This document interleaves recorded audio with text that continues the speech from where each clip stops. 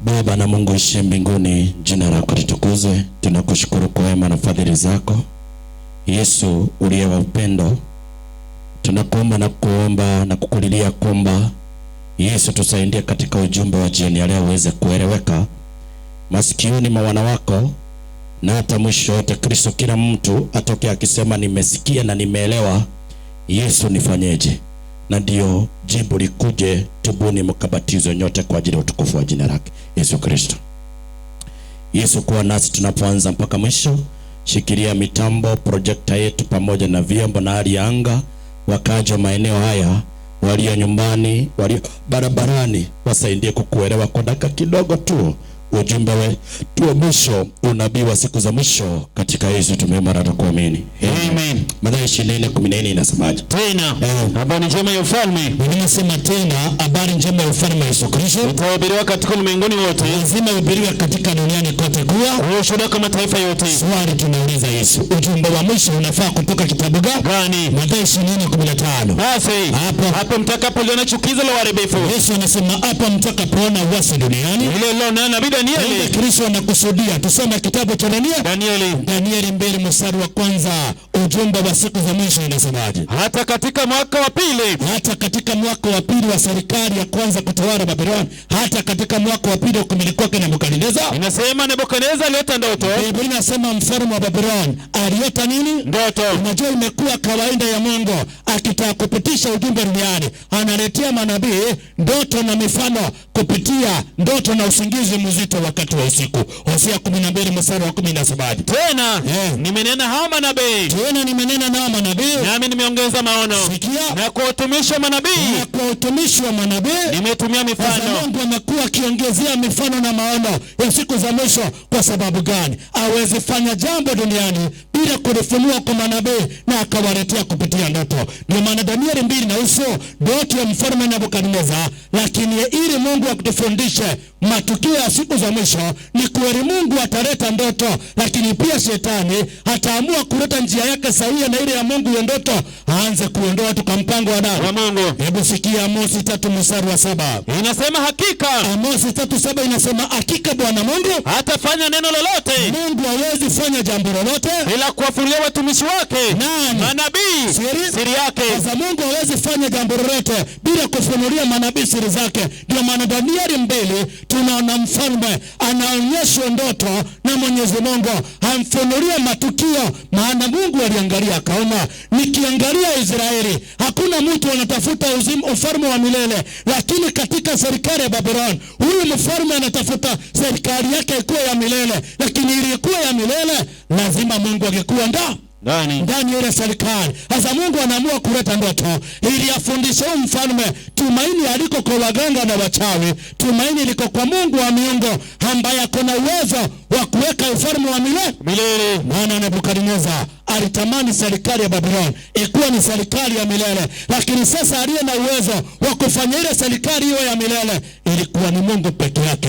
Ndiye akamletea ndoto, lakini akaiondoa kwa mawazo yake. Hebu soma andiko linasemaje? Inasema hata katika mwaka wa pili wa kumiliki kwake Nebukadneza aliota ndoto. Nebukadneza mfalme wa Babylon alionyeshwa ndoto na Mungu, na roho yake ikafadhaika. Lakini alipoamka roho ikahuzunika. Kwa sababu gani? Usingizi wake ukamwacha.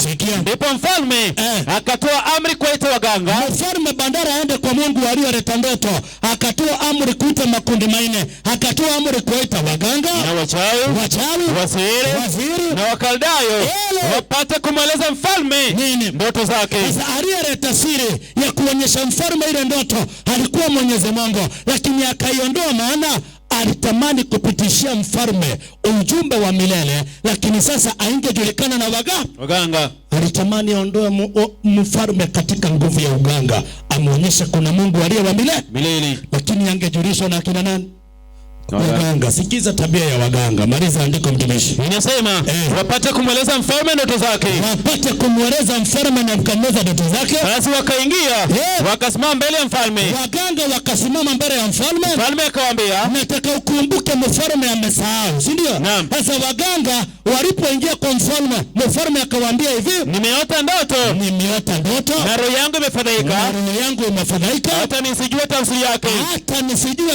Ya nani? Yake. Mfalme anawaambia nimeota ndoto lakini nimesahau. Tena sijui tafsiri ile ndoto. Akaambia waganga nini? Ndipo hao Wakaldayo wakamwambia mfalme. Waganga wakamwambia mfalme kwa lugha ya Kiaramu, mfalme, uishi milele. Nebukadneza angeishi milele, ndio? Lakini waganga wanamwambia tuambie sisi watumishi wako. Kawaida ya waganga utegemea waambiwe ndio watafsiri. Ndio wafanye watafsiri. Hata leo mtumishi, ndio unaona muganga hata unapoenda kwake akutafutie ajaribu kufanya uganga usaidike katika maisha, anategemea chochote kitakachotoka katika ulimi wa nani wako ndiye ajue mahali ataingilia mtumishi. Sikiza, waganga wanaambia mfalme tuambie.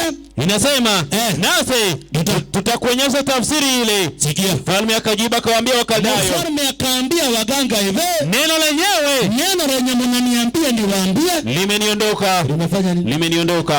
Limeniondoka. Msiponijulisha ile ndoto na tafsiri yake mtakata vipande. Waganga wakastuka. Leo mfalme amegeuka, amezoea kutuambia tunamtafsiri. Leo anasema yana swali tutafanyaje? Waganga wakaambia mfalme, ni kweli unatafuta tukuambie, lakini kwa muda wote tumekuwa tukitegemea wewe tuambie. Ngine kwambia chenye unatafuta hakuna mtu anaweza jua isipokuwa nini? Isipokuwa watu ambao hawana kikao na wanadamu bali Mungu aliye wapi? Mbinguni. Waganga wakakiri kwa vinywa vyao siri za Mungu, wanaweza kujua ni nani? Watu wa Mungu. Wa Mungu. Danieli 2:10 sikia. Wakaldayo wakajibu mbele ya mfalme. Waganga wakaambia mfalme hivi, wakasema hapana mtu duniani awezaye kulionyesha neno hili la mfalme. Kwa maana hapana mfalme. Waganga wakaambia mfalme, hatujaiona mfalme kama wewe. Hapana mfalme wala bwana wala liwali aliyetaka neno kama hili kwa mganga. Aliyetaka neno kama hili kwa nini? Kwa mganga wala kwa mchawi wala kwa Mkaldayo. Ni neno la ajabu hili. Waganga wakasema ni neno la kushangaza hili analotaka mfalme. Wala hapana mwingine awezaye kumwonyesha mfalme neno hili ila miungu wasio na kikao pamoja na wenye mwili. Waganga wakakiri kwa vinywa vyao, aliye na uwezo wa kupatiana siri za Mwenyezi Mungu na mambo yasiyojulikana kwa mawazo ya wanadamu alikuwa ni nani? Ni Mungu mwenyewe. Ona, Mungu akasema ikifika ni masuala yangu hakuna mtu anaweza tatua, ni Mungu peke yake. Kuna watu leo wameweka tumaini kwa waganga, hata wengine biashara wamesimamisha na nguvu ya uganga, wengine mboma zao wanataka kushika mume akae nyumbani asionane na msichana ama mke mwingine kwa nguvu ya uganga. Mungu anasema kinachoshikilia mboma ni mume apenda mke wa nani wake, sio uganga. Angalia, ndio maana Mungu akapiga marufuku katika Israeli asionekane muganga. Napiga pati ya kwanza na ya pili ya uganga, kisha tunaingia pati 2, si ndio? Hebu sikiza, tunataka kuangalia uganga venye shetani alipoanguka. Maana uganga ni nguvu ya ushirikina, nguvu ya malaika waliokufa. Shetani anapatiana, inatumika kukoroga akili za nani? Za watu. Sasa angalia uganga wa kwanza ulikuja kwa njia gani? Ndio Mungu akapiga marufuku akasema katika Israeli, katika nini? Israeli wasipatikana waganga. Uganga usipatikana muganga wala mchawi. Kumbukumbu la Torati 18:10 sikia. Inasema asionekane kwako. Kumbukumbu la Torati 18:10 inasema asionekane kwako mtu apitishaye mwanawe au binti yake kati ya moto. Wala asionekane mtu atazamaye bao. Asionekane mtu anayetazama bao. Wala mtu atazamaye nyakati mbaya. Wala mwenye kubashiri. Asipatikane katika Israeli mwenye kufanya nini? Kubashiri. Angalia, uganga wa kwanza shetani alileta ni kupitia kubashiri kungabol na maisha ya watu. Angalia polepole, kubashiri. Yani in other words, kizungu inasema, yani kizungu inasema bashiri matokeo ya mechi upata nini? Ushindi. Ama bashiri katika vitu fulani mwanangu, si ndio? Inaitwa gambling. Ikaanza kuingia kwa nguvu ya uganga mkubwa duniani. Uganga wa kwanza uliletwa na kikundi kikubwa duniani kinaitwa Illuminati. Inaitwa nini? Illuminati. Shetani alipoanguka duniani, aliinua serikali duniani, Lakini alipoinua serikali akasema hii serikali iwezi fanya kazi peke yake. Akaigawanya katika vikundi 5. Vikundi vingapi? 5. Kikundi cha kwanza kinaitwa mtumishi, kinaitwa Freemason, si ndio? Ambacho kimebeba watu walio na roho za kuangusha watu. Kikundi cha pili mtumishi kinaitwa kikundi cha dini ya Uislamu, si ndio? Kikundi cha tatu kinaitwa vikundi vya siri, secret societies. Kikundi cha 4 Illuminati, na kikundi cha 5 Uprotestanti, wote kuja katika himaya moja. Vikundi 5. Sasa angalia, Illuminati kabuniwa na wakaamua makao makuu ya Illuminati kuwe katika mji mkuu Marekani, Washington, na wakatengeneza hekalu kubwa. Lakini Mungu wa Illuminati akaekwa mwili ni wa mwanadamu. Ndio kiangalia picha zote za Yesu. Picha zote za nini? Za Yesu. Anakuanga ameinua mkono na vidole ngapi? 2. Vidole ngapi? 2. Watu wanaambiwa ni picha ya nani? Ya Yesu. Angalia, Mungu wa Illuminati mwili umewekwa wa mwanadamu, lakini kichwa ni ya nini? Ya mbuzi. Ni mbuzi, si ndio? Mandevu ya mbuzi, alafu pembe ngapi? Pembe 2. Ndio nini ikawekwa roho kuu ya Mungu mkuu Illuminati. Sasa Illuminati ilipoingia, ndio ukiangalia ikawekwa roho 2 za nyoka ngapi? 2 zikiuma nani? Msumari, si ndio? Utaziona katika nyanja zingine hospitalini na kwingine, si ndio? Sasa ndio naona wakasema ili tukamate vijana, maana lazima wakuwe duniani, lakini wakiwa kanisani waige tabia za dunia. Hebu sikiza venye Mungu alikuwa amesema waraka wa kwanza wa Yohana 2:14 inasemaje? Nimewaandikia ninyi akina baba. Mungu anasema aliandikia wazee, nimewaandikia ninyi akina baba. Inasema kwa sababu mmemjua yeye aliye tangu mwanzo. Mungu alikusudia wazee wajue nani? Mungu. Wajue nani? Mungu. Leo wazee wanajua nini mtumishi? Wazee wanajua kutafuta, si ndio? Mzee anakuja saa 4 watoto washalala. Anatoka saa 12 watoto wamefanya wamelala. Mungu alisema wazee wajenge mboma. Nimewaandikia ninyi akina baba. Inasema safi. Kwa sababu nimemjua yeye aliye tangu mwanzo. Nimewaandikia ninyi vijana. Ameandikia sisi vijana kwa sababu mna nguvu. Yesu alijua vijana wajue mna nguvu na neno la Mungu linakaa ndani yenu. Mungu alikusudia neno la Mungu likae ndani ya vijana. Na akawaambia msiwaiga tabia za dunia. Hebu sikiza mtumishi, tabia za dunia ni kama gani? 15. Msipende dunia. Mungu anasema msipende vijana dunia, wala mambo yaliyomo katika dunia, wala mambo ambayo shetani ameleta katika nini? Dunia. Kwani nini iko duniani? Mstari wa 16 inasema maana kila kilichomo duniani, yani tamaa ya mwili, niangalia tamaa ya mwili na tamaa ya macho na kiburi cha uzima, kiburi cha maisha mbele, si ndio? Wote wametafuta maisha ya kuwa mazuri, wanaamua kutafuta njia za mkato, pesa ya haraka, kubashiri. Ndio shetani akaleta michezo kama football barabara, si ndio? Naam. Ukiona ile rogo inaletwa, ndio kuangalia shetani ndiye anatawala. Ndio wakaleta World Cup ambayo inachezwa baada ya miaka mingapi? 4. Miaka 4. Mzunguko wa nini? Wajua. Mzunguko wa jua miaka 4. Sikiza polepole. Ndio unaona football ilipoletwa ikawa ni michezo ya mashindano. Hawa ni maandui wa hawa maribagu, si ndio? Sijasema football ni mbaya, usicheze mwalimu wangu. Nataka unielewe, unajua kuna watu wanasikizanga watu mhubiri akihubiri na masikio ya hapa ikitokea wapi? Sikiza polepole. Sijasema football ni nini? Ni mbaya. Lakini ililetwa kuwa mashindano kwa njia fulani ili kamate nia za vijana ili waanze kuleta agenda yao duniani. Vijana wasije wakafanya mapenzi ya nani? Ya Mungu. Hebu sikia, wakaanza kuleta mambo ya mashindano. Tunaona vijana saizi, huyu anasema mimi ni wa Man U, wewe ni wa nani? Ni wa Chelsea. Wanarumbana, hawana amani. Mungu anasema mahali kuna mashindano wakuangi pale. Wa Filipi 2:4. Msitende neno lolote. Mungu anasema msitende, mstari wa 3 mtumishi. Msitende neno lolote. Kwa kushindana, wala kwa majivuno, bali kwa unyenyekevu. Kila mtu na mhesabu mwenziwe kuwa bora kuliko nafsi yake. Mungu anasema tusifanye kwa mashindano. Uhesabu mwenzako kuwa bora kuliko nafsi yako. Nikuulize swali hata huko pale mtumishi. Naam. Umeiona mahali Man U imenyacharazwa ngoli 2 na Arsenal, si ndio? Rafu watu wa Arsenal wanasema ni kweli tumewagonga, lakini nyinyi ni wazuri kuliko sisi. Ulisikia wapi? Hamna.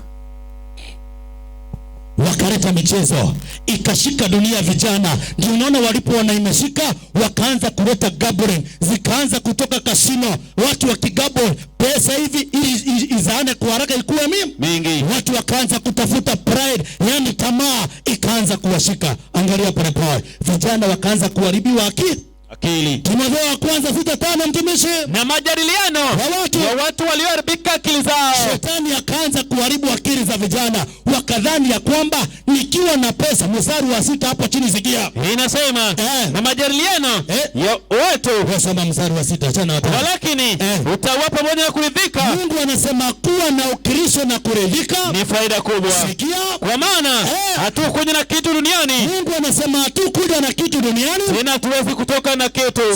Ila tukiwa na chakula. Na nguo. Tutaridhika na vitu hivyo. Turidhike na vitu gani? Hivyo. Lakini leo watu wanatafuta tamaa, inaongoza mtu aanze kutafuta njia ya mkato ili kuweza kupata ya haraka. Uganga wa kwanza ulikuja kupitia kubashiri, kufanya gambling mtumishi. Naam. Ndio unaona ili uweze kupata hiyo ngiri 100 ama ngiri 50, umetesa familia kama 100. Familia kama ngapi? 100. Kama 100. Alafu unasema ni pesa ya Mungu, si ndio? Mungu anasema kubashiri. Betting, Mungu amepiga nini? Marufuku. Amepiga marufuku. Serikali ikaleta kuanzia Marekani, gambling zikakuja, ikaleta SportPesa, Betika, Beti. Watu wakaanza kufanya gambling. Ndio unaona watu wanataka asubuhi akuwe na 50, jioni leo ako na 50, asubuhi akuwe na milioni. Hiyo sio pesa. Mungu abariki kwa njia hiyo. Sikiza polepole. Mungu anasemaje mtumishi?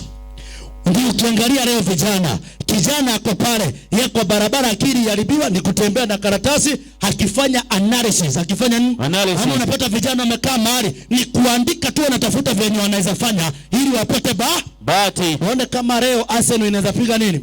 Maniu aeke kichwa apate shilingi 50,000 asubuhi. Sikiza, Mungu aliwaona mapema. Isaiah 65:11 sikia. Inasema Isaiah 65 verse number 11 inasema hivi. Bali ninyi mnaomwacha Bwana, ninyi mwachao Bwana, watu wanaomwacha Bwana wetu Yesu Kristo, na kusahau mlima wangu mtakatifu, na kusahau kanisa la Mungu takatifu, na kuandika meza. Kazi yao ni mezani pale kuandika meza kwa ajili ya bahati, kutafuta bahati nasibu. Wanaamini nikiwa na 50 nikiekelea niamkia asubuhi nikiwa na pesa mingi niko sawa machoni pa Mungu. Biblia inasema pesa inayopatikana kwa haraka, ambayo unafanya kwa mkato upate kwa haraka, hata ile ya hongo, hata ile ya nini? Ya hongo. Wewe ni karau unabia watu, eti unasimama unajenga nyumba yako, familia unairisha na pesa ya laana ya hongo. Uko na kesi ya kujibu Yesu akirudi mara ngapi? Mara ya pili. Luka 3:14 mtumishi. Inasema Luka 3:14 sikia. 3:14.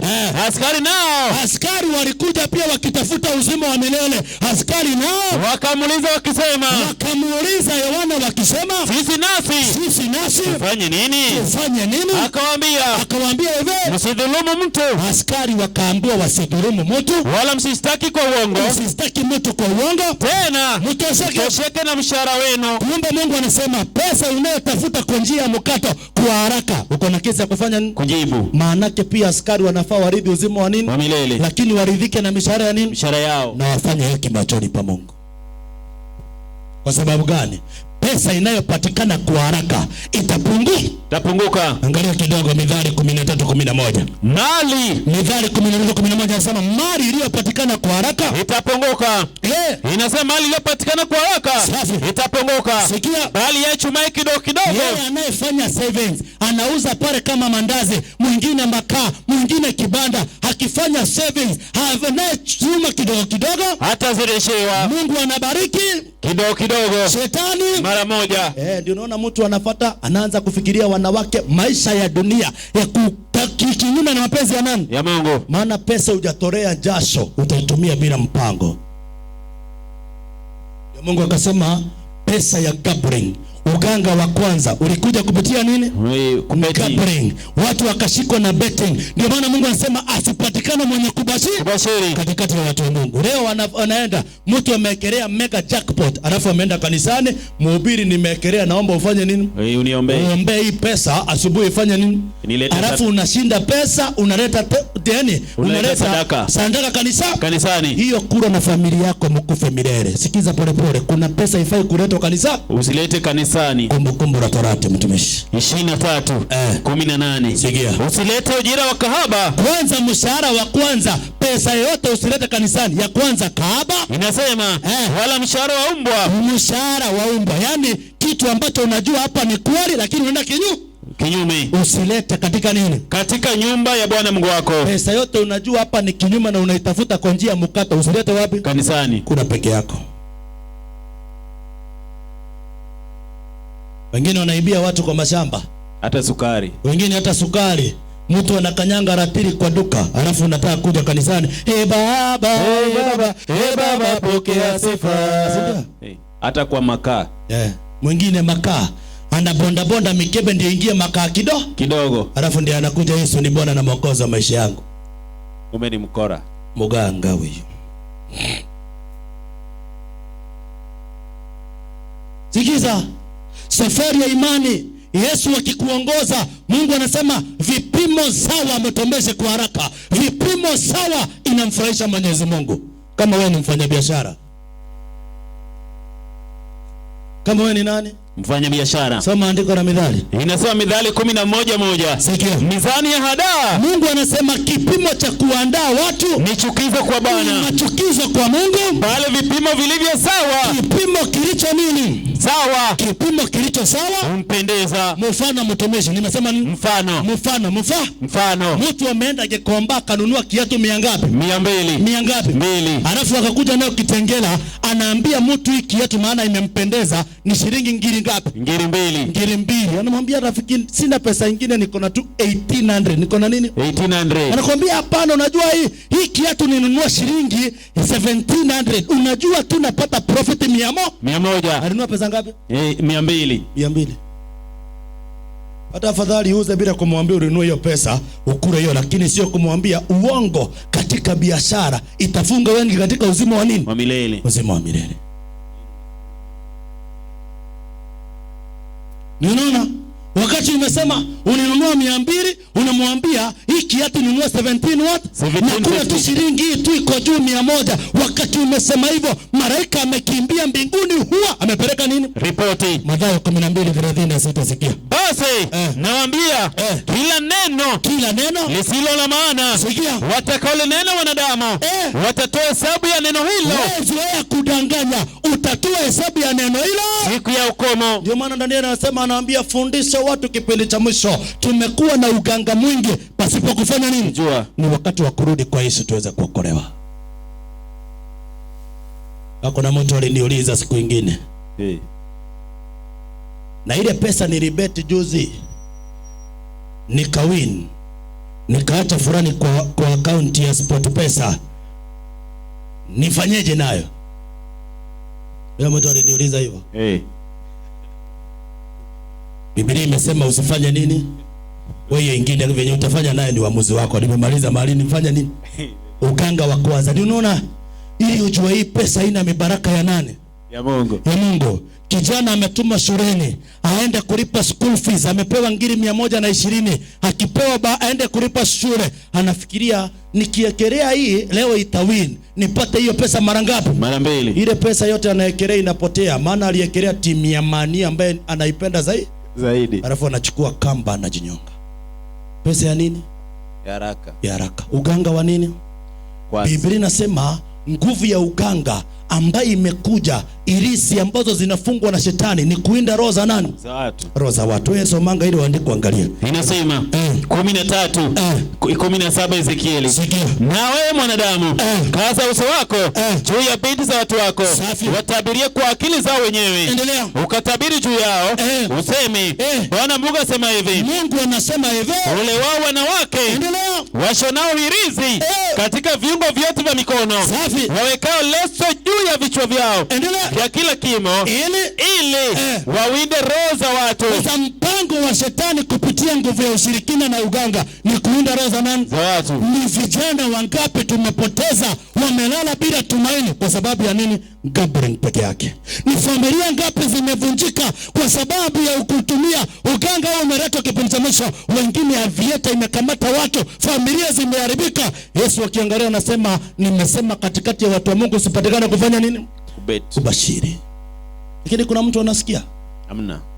Ningetamani muweke viti pale watu wakae. Viti zilikuja. Endeni mpange viti hapo karibu na Kayaba. Watu watulie wasikize ujumbe. Angalia, ndio naona hata mchungaji tu amefungua kanisa kwa sababu ni biashara. Akipata pesa ya kuin anafunga nini? Kanisa. Mfano huyu hapa Kakamega, mtumishi anajiita Wafula. Alikuwa na kanisa, akashinda milioni 100, akafunga akaambia watu mjiombe tupatane wapi? Mbinguni. Alipofunga kanisa akafungua virabu ngapi? 2. Virabu 2. Akaambia watu wafanye nini? Ndio unaona sio pesa ya mibaraka. Ndio Mungu akasema uganga wa kwanza umekamata vijana. Ndio unaona shetani akareta system inaitwa Illuminati, inaitwa the all-seeing Luciferian eye, inafanya kazi kubwa. Na ndio unaona wachezaji maarufu wanapatiangwa jina nani? Jina good. Unaambiwa greatest of all time. Uongo. Ameinua Mungu mkuu Illuminati duniani. Alafu dunia leo tunasema Yesu anakuja. Ni kweli Yesu anakuja, lakini anakujia nani? Ndio maana Yesu anasema yeka mkutano kwa vijiji. Hebu sikiza Mathayo 9:35. Hii inasema Yesu alianza kuhubiri kwa kona zote mijini na vijiji akiambia watu wajisikia. Hii inasema 9:35 kitabu cha Mathayo. Naye Yesu alikuwa akizunguka katika miji. Yesu alikuwa anatua katika miji mikuu na yote na vijiji. Akifundisha katika masinagogi yao. Anafundisha pia katika makanisa yao na kuhubiri habari njema. Akihubiria watu habari njema ya ufalme wa nani? Wa Mungu. Alianza kuhubiria watu ili waache njia za shetani. Uganga wa kwanza unakuja kupitia nani? Gabriel na Betty. Mungu akapiga marufuku Gabriel. Angalia uganga wa pili phase 2. Uganga wangapi? Wa pili. Naguzia tu kidogo, kesho ni siku usikose. Tunaendelea kuandaa watu. Na kama unasikia umeelewa ujumbe kwa wiki moja, na tunakukaribisha kwa ibada asubuhi pale milimani. Ingia pikipiki ama tembea mguu pasuria hapa, fika kanisani tuendelee kujifundisha. Sikiza kidogo. Waganga, Mungu akasemaje? Akaongezea undi wa Kumbukumbu la Torati 18. Soma mstari ndio wa 11 sikia. Hii inasema Kumbukumbu la Torati. Sikiza uganga wa pili. Wa kwanza ni kubashiri, si ndio? Wa pili unakuja kupandisha pepo na unganga wa nguvu fulani, si ndio?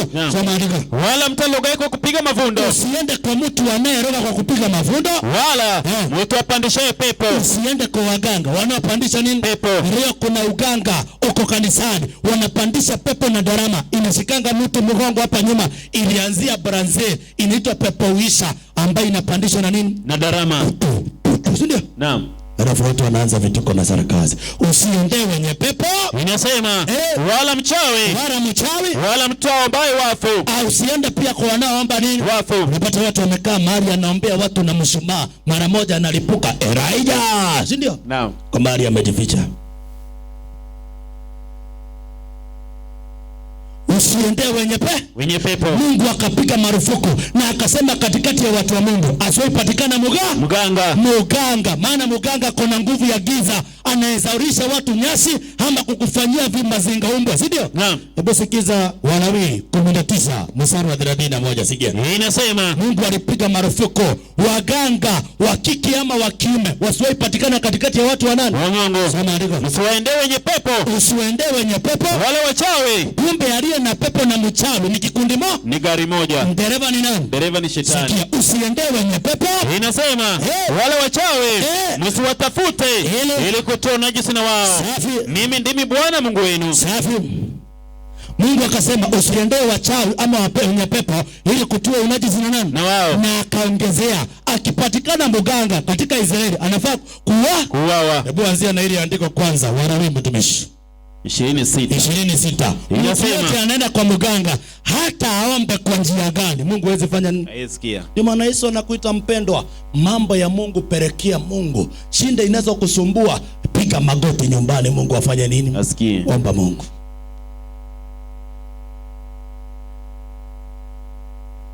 Hebu soma Walawi 26 mtumishi. Na mtu yule atakayewaendea wenye pepo, Mungu anasema mtu yule atakayeendea wenye pepo na wachawi ili kuzini pamoja nao, ili kufanya usinifu pamoja nao, nitakaza uso wangu juu ya mtu yule. Mungu anasema atakaza uso wake juu ya mtu yule. Anasema nitamtenga na watu wake. Na akasema atamtenga kwa njia gani? Walawi 20:27. Tena mtu mume au mtu mke aliye na pepo au aliye mchawi hakika atauawa. Kumbe Mungu alisema waganga wafanye nini? Wauawe. Lakini leo watu wanaendea waganga. Mungu akasema hana uhusiano na mganga. Lakini leo wanaojiita watu wa Mungu ndio wako na nguvu za uganga kipindi cha mwisho. Unajua kitambo mtumishi ulikuwa unapata kwa hivi vikingi vya stima ameandikwa muganga kutoka Tanzania, anatibu wasiwasi, kiherehere, anatibu ndoa, pete ya biashara, si ndio? Zilikuwa zimewekwa kwa viwango. Lakini leo unaona zilienda wapi mtumishi? Waganga walihamia wapi? Maana muganga wa kawaida ako na uwezo wa kulisha watu nini? Nyasi. Sauti iliyeko hapo vizuri. Muganga wa kawaida ako na uwezo wa kulisha watu nini? Nyasi. Galia. Na mtazamaji, habari ifuatayo ni habari ya kusikitisha na ya kushtusha, kwani umejiuliza kama binadamu anaweza kula nyasi?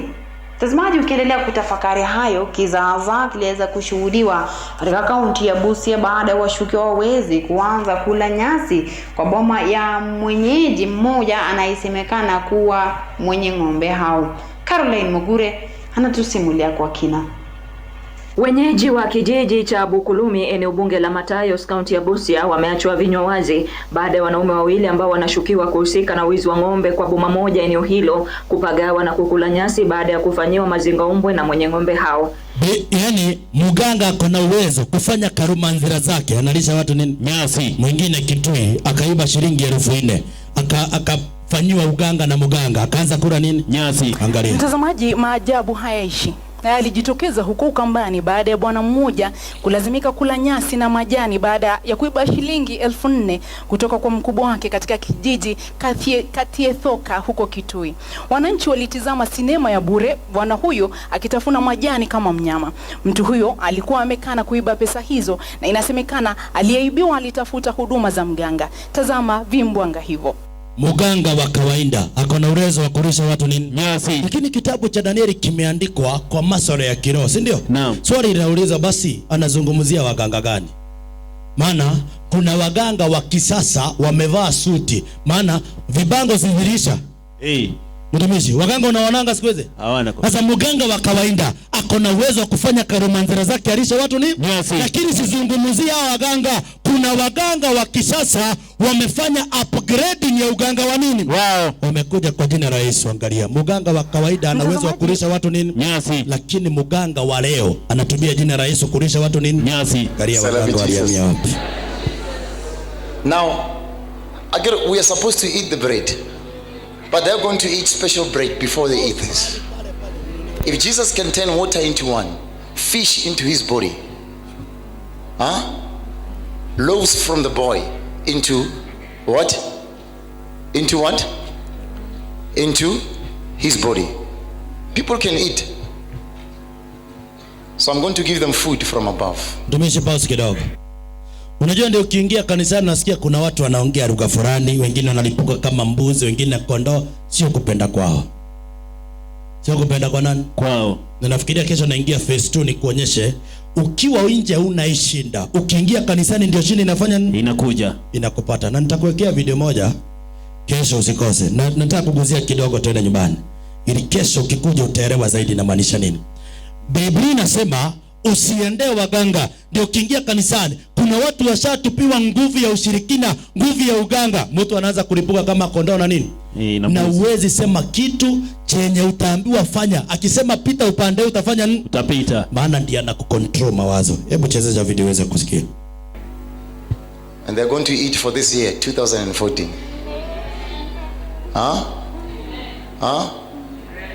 Happy we are fasting, but they're going to eat the fulfillment from above. Wake up! Stand up!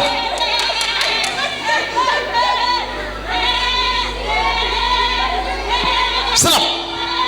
Upright. Attention! Close your mouth.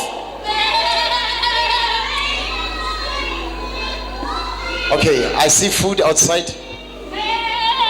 Look at that. Look at that food. Be quiet. Be quiet. Okay, go and eat. Go and eat. Go eat outside. Go quickly.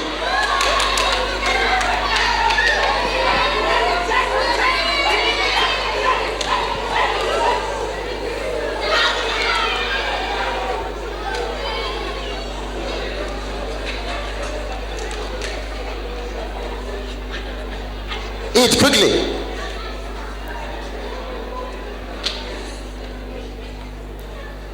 Usisahau mahali unapausia.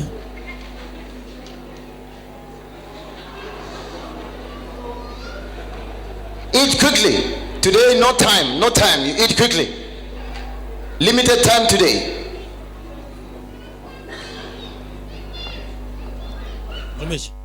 Asante. Waganga walipiga kona wakaingia kwa kanisa kwa jina la nani? La Yesu. Marko 7:6 anzia pale mtumishi. Mithali tabiri vema juu yenu kama yenyi wanafiki, kama ilivyoandikwa, watu hawa uniheshimu kwa midomo, ila mioyo yao iko mbali nami. Nao waniabudu bure, wanafanya ibada za bure, wakifundisha mafundisho yaliyo maagizo ya wanadamu. Unaona waganga wanafanya kazi kubwa kanisani wakidanganya watu. Unaona mtu amedanganywa ili ujulikane uko na roho wa Mungu, lazima uanguke. Kesho nataka kupatiana challenge. Kupatiana nini? Challenge. Ukiwa na andiko linasema ukiwa na roho wa Mungu lazima uanguke. Shilingi 1000 ngapi? Tuweke 20. Tuweke 20. Si ndio? Kuja kesho.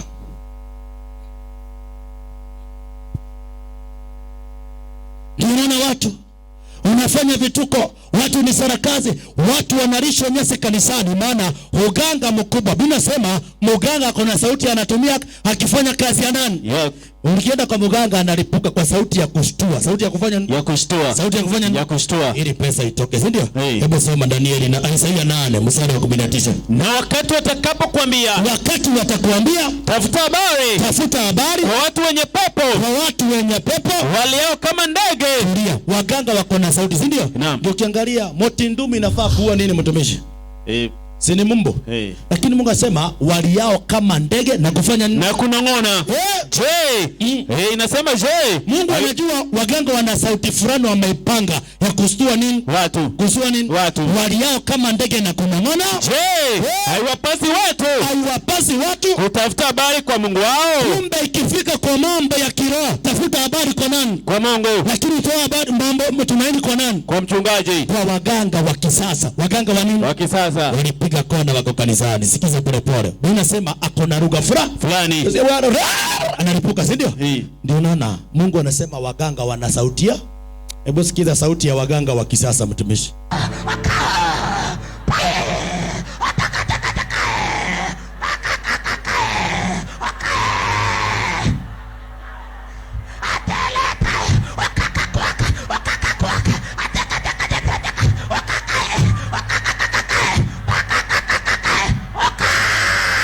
Hiyo ni maombi, si ndio? Naam. Ndio unaona mtumishi? Naam. Ukipatana na mchungaji kwa barabara umsalimie, kawaida tu ako kwa ibada, si ndio? Nakwambia Bwana Yesu asifiwe. Kwambia nini? Asifiwe sana. Asifiwe sana, si ndio? Naam. Lakini mpate kwa madhabahu, si kwa ibada. Ndio mtihani. Nakwambia Mungu amenionyesha, si ndio? Kuna lugha ya kanisa na lugha ya nini? Ya nyumbani. Swali nikuulize. Kama kweli maana Mungu anasema sauti inafaa kuwa sauti moja. Ni venye nahubiri inafaa kuwa ndio sauti inazungumza na nini? Nayo. Na kama sauti itaeleweka itakuwa sijaokoa mtu yoyote. Swali nikuulize. Nimefanya nini? Uliza. Ili kuonyesha kuna sauti ya biashara. Sauti ya nini? Ya biashara. Inayotumika na waganga wa kisasa. Umeipatana na mchungaji anaambia mke wake, nakuambia mama Kawera, nipatie ugali na managu. Umemsikia? Hamna. Hakuna lugha ya biashara. Lugha ya nini? Lugha ya biashara. Ndio mganga lazima akushtue, analipuka vitu ndio utoe sadaka. Hata wachungaji asipofanya hivyo uweze toa sadaka, lazima akushtue. 3:5 Mithali. Inasema mtumaini Bwana. 3:5 inasema mtumishi. Mtumaini Bwana kwa moyo wako wote, wala usitegemea akili zako mwenyewe. Ndio Mungu anasema usiwahi tegemea watu kama hawa. Ndio ukiangalia mzee wa mtu. Nimesema mzee wa nani? Wa mtu. Mzee wa mtu hata akikanyangwa kidogo na mtoto ni kofi narudi, si ndio? Naam. Lakini akikanyangwa na mchungaji akili ni mteja. Mchungaji anaweza kufanyia chochote mtumishi. Naam. Lakini huwezi sema chochote. Ndio ukiangalia hata wamama walio hapa, waume zao hawezi heshimiwa venye mchungaji anafanya, anamheshimu. Ndio unaona mchungaji anapewa taadhima ya juu kuliko nani? Mume wake. Kuna sahani iko kwa nyumba mume alinunua, lakini hawezi wekewa nini? Hawezi kulia. Lakini mchungaji anaweza kulia. Kama wageni. Maana yeye ni mkubwa kuliko nani? Eti mchungaji akiwa, wewe mume wewe sio kitu, mtumishi. Kuna mali tuliona juzi. Tumeona nini? Tuliona juzi. Mke amepika pilau, akabeba sufuria mzima. Sufuria nini? Mzima. Amepanda kwa Uber. Ni jamaa wa Uber alikuwa anapeana story. Amepanda kwa Uber, ameingia na pilau inanuka kwa Uber mzima. Sasa akiwa anaenda simu ikapigwa. Mumewe akapiga simu. Nimefika nyumbani nasikia harufu ya pilau umepika. Chakula iko wapi, nataka kula? Akamwambia pole mume wangu, nimebeba yote, lakini mfanyakazi anakuja afanya nini? Akupikie. Sufuria mzima inaenda kwa nani? Kwa mchungaji. Mume anabaki akifanya nini? Akilia njaa. 17:5 Yeremia mtumishi. Inasema neno la ajabu. 17:5 mtumishi. Inasema Bwana Mungu asema hivi, amelaaniwa mtu yule amtegemee mwanadamu. Tunaona leo tumeweka tumaini kwa wanadamu tukamkataa nani? Mungu akisema hii ndio njia, kama mchungaji hajasema hiyo sio nini? Sio kitu. Sio njia. Uganga wa kisasa uko ndani ya kanisa. Na kesho ndio napiga phase 2. Venye uganga wa kisasa unafanya kazi mtumishi. Angalia kidogo tu. Hata nisho vitu vya ajabu kanisani.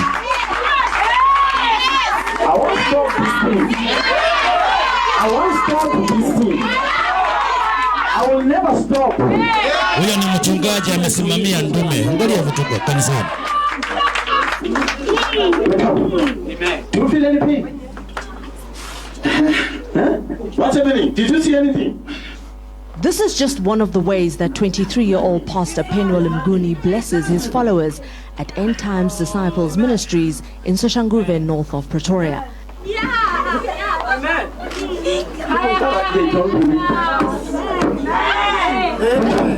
He also dispenses blessings by commanding his followers to eat strange foods. Angalia vitu watu wanaambia ukikurai inatoa pepo, si ndio? Angalia vitu watu wanalishwa kanisani kipindi cha mwisho. But the God's power can turn anything to food. Angalia, unapewa nyoka ukure inaweza toa pepo, si ndio? Wengine chura, eti ni nguvu. Sasa waganga wa kisasa wako ndani ya makanisa wanafanya kazi kubwa. Ndio nina motindumi nafaa kuua mbu, lakini ndio inatumika kutoa pepo kanisani. Angalia. Vituko, si ndio? Naam. Leo ukipiga mke wako, ukipiga nani? Mke wako. Unastakiwa pale Kitengera Police Station. Kuna ofisi imetengwa ya kutetea haki za kina nani? Ya mama. Lakini leo ukipigwa eti pepo imekataa unanyorosha viboko, sikia.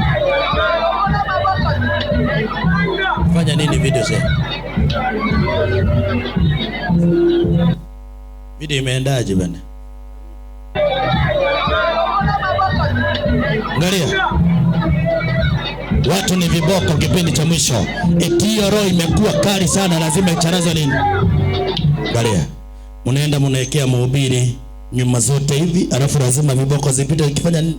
Kipita. Angalia. Hii ni phase 1, kesho usikose phase 2.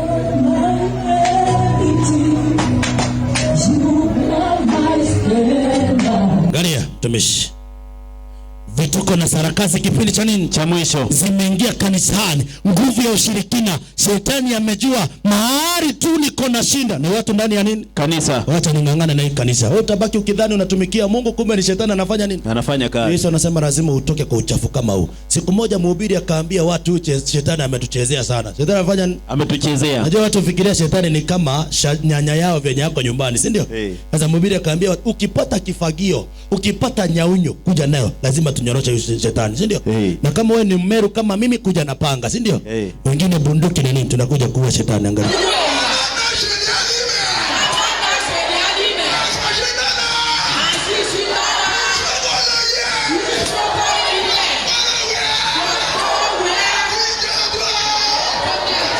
Eti ni shetani, watu wanacheza na nani? Wanacheza na nani? Nayo. Ndio unaona ukienda kwa mganga hauwezi toka mkono mtupu, si ndio?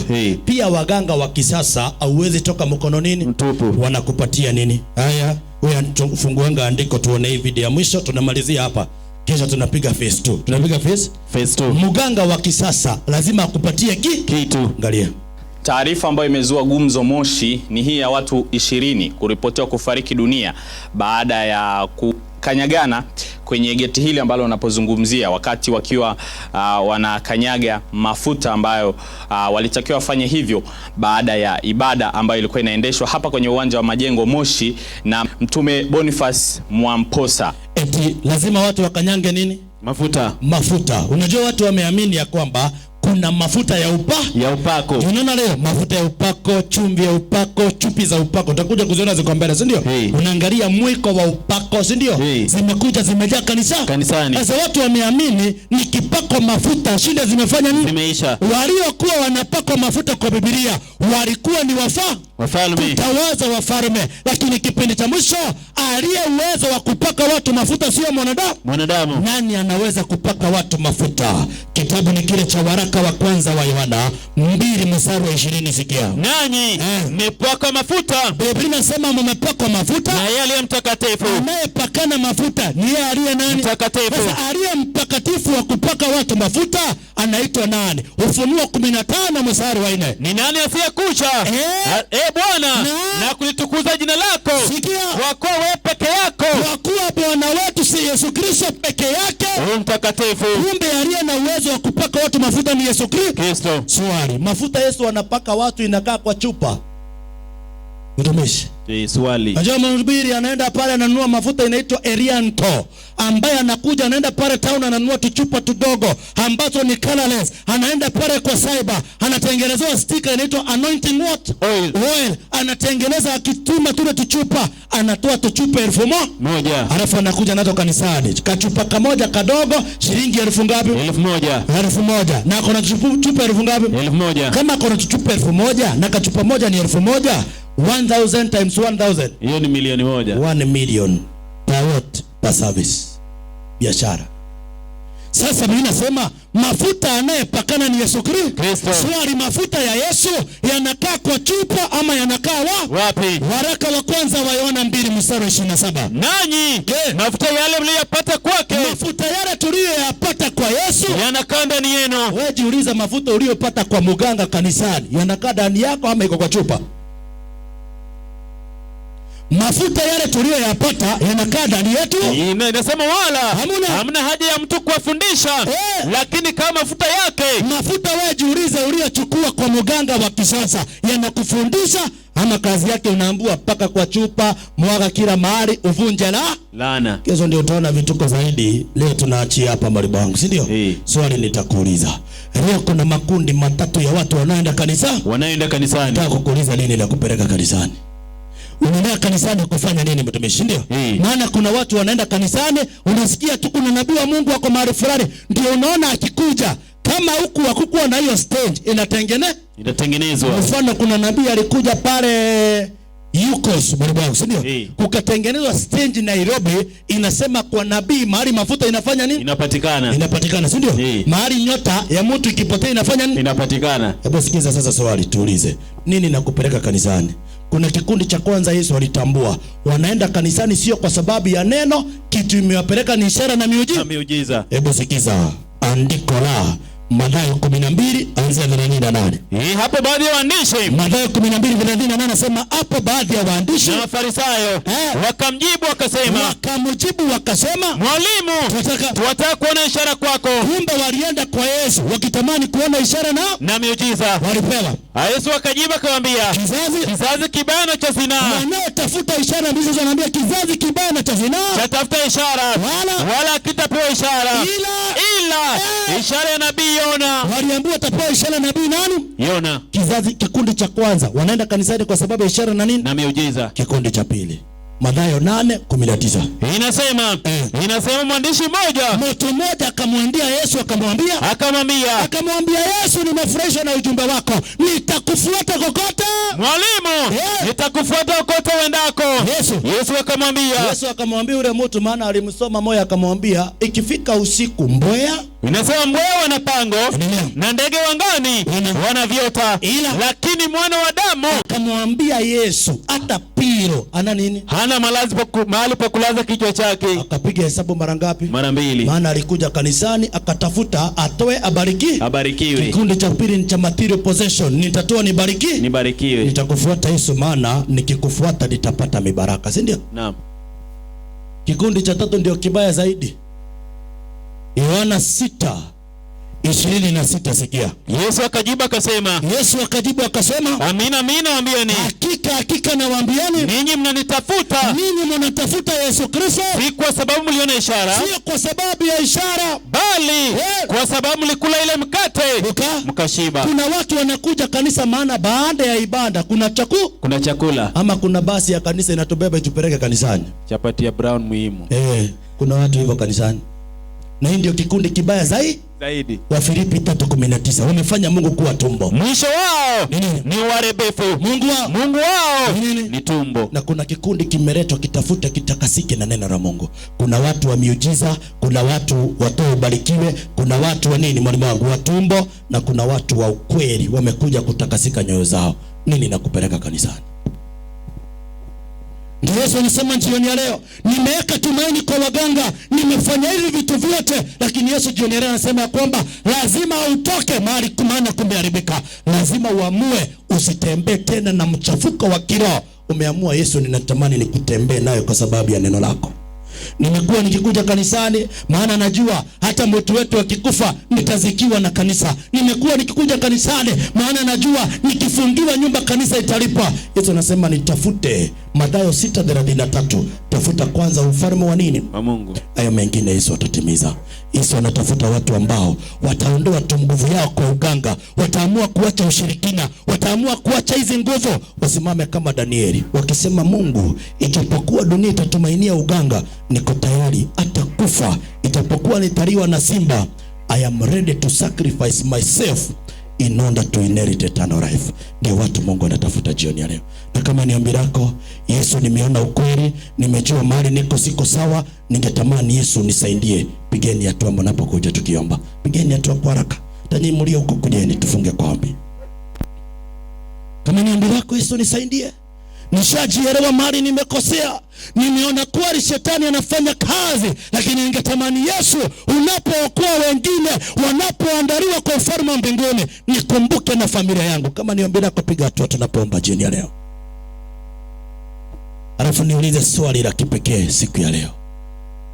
Kuna wengine wetu wako hapa, hata kanisa hawajai kanyanga. Wengi tuko kanisani, lakini tuko na nguvu ya ushirikina. Tumekuwa tukienda kwa waganga, lakini bado ndio tunasema Yesu ni Bwana. Wengi tumekuwa kwa kanisa, lakini tumekuwa tukienda kinyume na Mungu.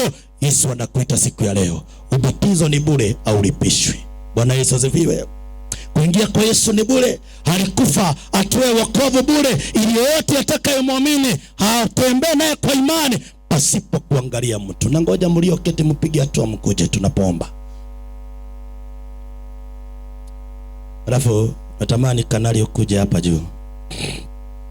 Ana baada ya kumaliza kuomba, tazungumzia watu, waambie tutapatana wapi kwa ajili ya kuendelea kusoma asubuhi katika ibada. Sikiza. Takuuliza swali, wapendwa mlio hapa. Umeona mahali umekosea, mahali shetani amekamata, na ujumbe wa leo umekuja kama mshtuko kwako, lakini unasema Yesu nisaidie. Ningetamani kuacha njia zote za mwanadamu, ningetamani kusimamia kweli niweze kuokolewa. Niombe lako, ungetamani Yesu nisaidie. Inua mkono vizuri. Kama niombe lako uko pale, ungetamani Yesu nisaidie nitembee nawe. Mikono ikiwa hivyo juu, vichwa vyote viinamishwe na kila mtu afunge macho. Alafu niulize swali la pili. Kuna mtu wako hapa alikuwa anapita kwa barabara, ameona tu ujumbe, akasikia mvuto na mvuta, ni mgeni wetu na ametembea. Leo tunataka kukupatia zawadi. Hebu piga hatua. Umekuja mara ya kwanza, ya pili, ama mara ya kwanza leo, na umekuwa ukikuja kama mgeni wetu, ukisikiza ujumbe, piga hatua, njoo mbele. Umekuwa mgeni wetu, njoo. Kuna ule mzee tumekuwa tukimuita kila siku na wengine, kujeni mbele. Wewe ni mgeni wetu, umetembea leo, pigeni hatua. Kuna mwingine? Barikiwa. Kuna mwingine? Pigeni hatua. Nataka nikimaliza nikiongea na hawa nikiwapea zawadi. Kuna wageni wetu wengine wametembea, piga hatua. Wacha mikono ikiwa hivyo, mikono iwekwe chini. Ni wangapi wamebatizwa ubatizo tumeona wa maji mengi? umebatizwa kwa ubatizo wa maji mengi na unatembea katika kweli ya Mwenyezi Mungu, inua mkono juu. Umebatizwa ubatizo wa maji mengi. Inua mkono vizuri. Ubatizo wa maji mengi umebatizwa. Sasa kama mkono wako uko chini, mbingu inakuomba kuja mbele kwa kikundi. Tutaongea na wewe jambo moja ndio tumalize. Karibia. Kama hujabatizwa usiogope. Maana uoga utafanya wengi tufungiwe mlango wa rehema. Piga hatua, njoo mbele. Kuja usiogope. Huu mkutano Yesu ameleta ni wetu sisi wote. Barikiwa sana mama. Mungu akubariki zaidi. Kuna mwingine? Brother Kanari, omba. Baba yetu Mungu mtakatifu, tunakushukuru. Juma hili umetuletea habari njema ya kutuandaa ili kukupokea ujapo ya pili. Asante kwa wapendwa wa eneo hili ambao wametega masikio yao kusikia sauti yako Baba wetu. Tunakushukuru kwa wanenaji uliowaandaa ili kutuletea habari njema kutoka kitabu chako kitakatifu. Asante kwa neno hili lililo hai. Tunakushukuru vile vile. Wengi wetu kwa mara ya kwanza tumesikia neno hili na tumekata kauli ya kutafuta uso wako zaidi. Tunaomba ukatubariki. Asante kwa wapendwa wetu jioni hii kwamba mtakatifu umetuletea habari dhidi ya waganga, jinsi ambavyo wameingia hata kanisani, nyumbani na kutuhangaisha mno. Tunaomba nguvu zitokazo kwako ili tuweze kupata fahamu ya neno lako likatuweke huru. Asante kwa sababu ya usiku huu. Tunakualika nyumbani mwetu, uwe pamoja nasi ukatubariki. Wapendwa wetu waliopiga hatua mbele usiwaache. Asante maana utakuwa Mungu wao, kuwapa ujasiri kukutambua tangu leo hadi utakaporejesha ufalme wako. Zidi kutubariki katika juma hili lijalo. Tunaomba neno hili lako liwe hai ndani yetu, likatufanye upya, tuanze maisha mapya ndani yako. Uwe pamoja nasi usiku huu. Tunatamani tena kutana hapa ili ukazidi kuwa mwalimu wetu, kutuandaa kwa ajili ya uzima wa milele. Ni ombi letu katika jina la Kristo tunaomba na kuamini. Amen. Mungu wa amani awabariki. Ndugu Kanari anapotangaza, ningetamani tuzungumze na hawa na tukiwapea zawadi. Salimia mwenzako amani ya Bwana.